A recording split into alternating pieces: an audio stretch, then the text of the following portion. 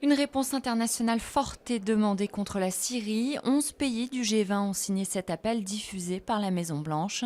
Malgré une brève rencontre entre leurs dirigeants, les relations restent au plus bas entre la Russie et les États-Unis.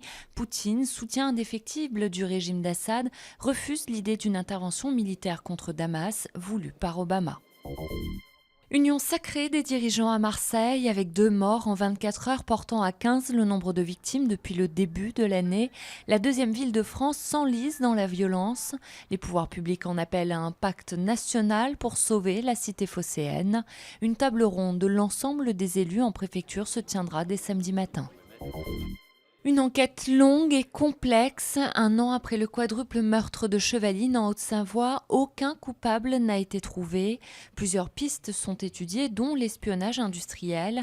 En juin dernier, le frère de la victime avait été interpellé puis relâché faute de preuves.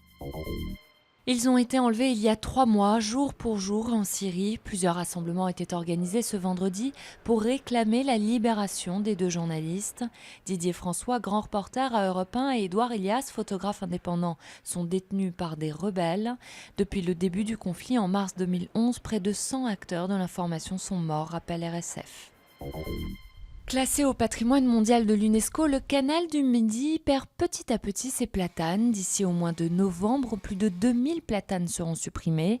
En cause, le chancre coloré, un champignon arrivé des États-Unis en 1942 et qui continue de sévir.